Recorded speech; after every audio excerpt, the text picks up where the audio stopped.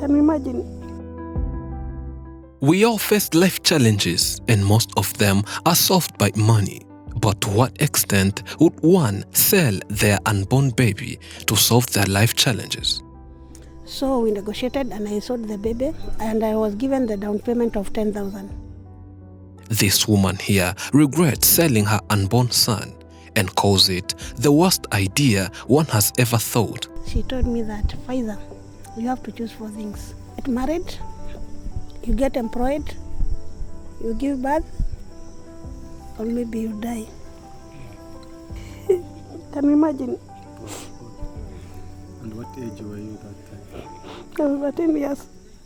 We visit this woman and she tells us more of selling her unborn baby, spiking men's drinks to robbing men to becoming a better person. My name's Faiza Wanjiru. I come from Kenya. Faiza Wanjiru was born and raised in Kenya in a family of 12 children. Unfortunately, 6 of them died and 6 remains. And Faiza is the second last born. It was a happy big family, but his father and mother had a divorce. Kids lived with their father and life was not bad until when the father died. Okay, when I was in class 8, my father passed away and he was the one who was paying my school fees for my secondary school. So my brother said that because he has other children who are depending on him, of which it was true, because he was having 3 children, so I can go and look for my mother. Maybe he has got some small amount of money which he can be able to take me to secondary school. My mother had started doing some business and I was hoping to join high school and continue my educational career. And one day we had visitors, 3 men, and I thought they'll be helping me in covering fees or anything related to my education. However, that didn't go as planned. As soon as visitors entered, she hoped they'd be bringing her school materials, but saw them empty-handed. She was confused and asked the mother what was going on. I was waiting for they tell me that on Tuesday you are going on, but things never went the way I wanted. So my mother came and told me to sit down. And I started asking her, Mom, where are my sheets, where are my bucket? And my mother looked at me and she did like this. She told me that, Faiza, you have to choose 4 things. You get married, you get employed, you give birth, or maybe you die.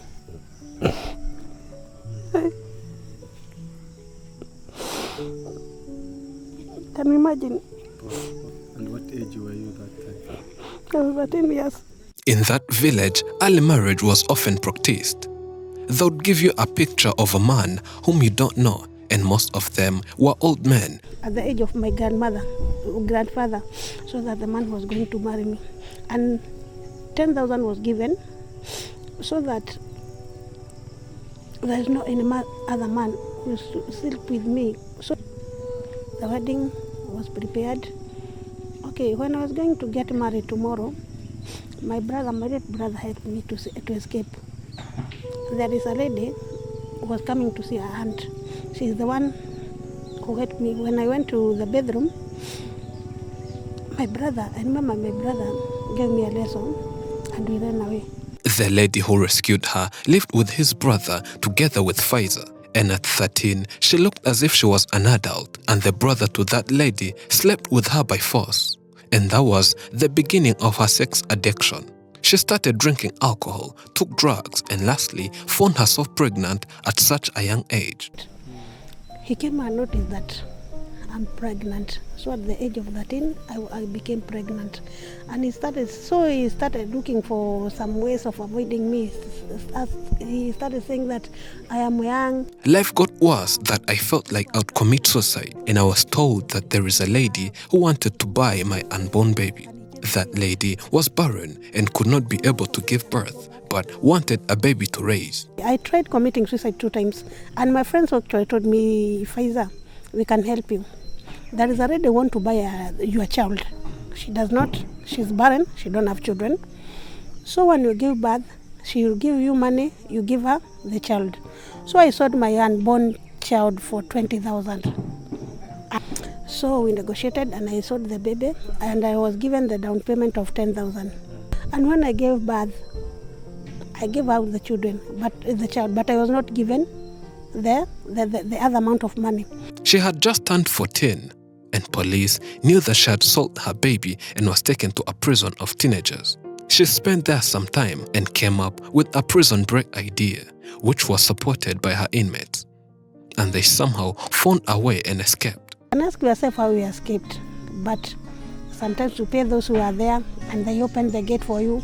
And then we escaped and we found a vehicle which was waiting for us there, and we headed to Dandora. I started drug dealing until one day when police called us and we were beaten. They beat me for hours and thought I was dead and took me to mortuary. When some people had come to pick the dead body of theirs, I found a way and went out of the mortuary. People who saw me thought I was a ghost and ran away in fear.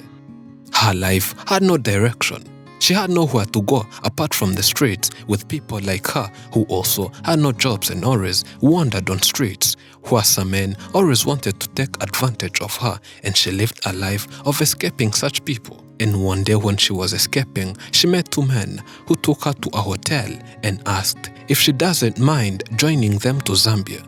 They looked an ID for her and reduced 2 years to her age, and then proceeded to Zambia. The 2 years I spent in Zambia, I had no job. I was at a hospital where they treated me. One of the men who took me there was a minister in that country, and his parents could take care of me.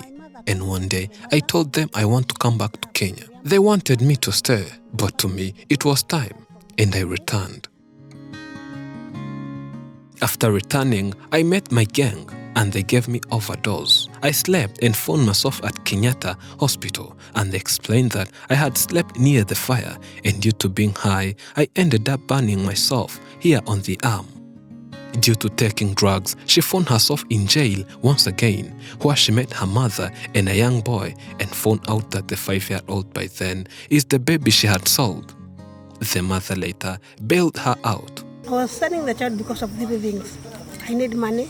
I was told that the reason this woman had bought my child was because I wanted abortion, yet they wanted the child and chose to send a person who was willing to give me money even before the baby comes to this world, for one sole purpose, saving his life. And for me, the reason I sold him was because I had no work.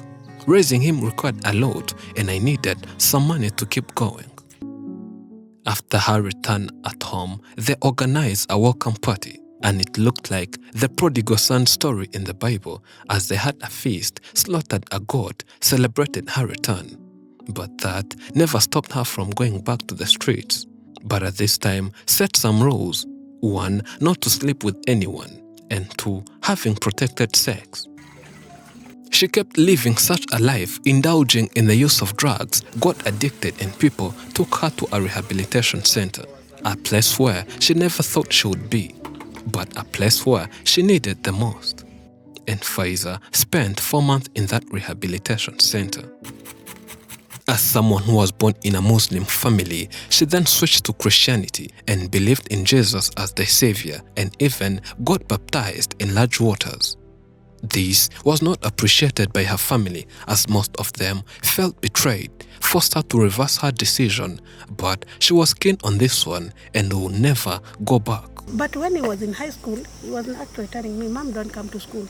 You know why? I'd go very drunk and people start asking him, is this your mother? My mother later died. My son, whom I had sold, is 21. We have a good and strong relationship. I regret selling him. Due to always being drunk, he could often stop me from visiting him on visiting days, as he felt embarrassed every time I visited, for I was always drunk. But ever since I changed to Christianity, I'm behaving well, and he is now a proud son even though he's still a Muslim, but believes everyone should have their choices and make sure they behave well in the society. He took me to Ihura rehabilitation, but I never knew it was Ihura because the bangi, the one which I have already smoked, was, and I was totally high. Lucky for her, she got some mentorship and counseling courses, stopped spiking men's drinks, and stopped robbing them to become a better person, and it was a difficult journey. She wants to start an organization that'll be taking care, mentoring, and counseling young girls and women. Thank you for watching. I'm Elijah, and this is Afrimax English. Remember to subscribe.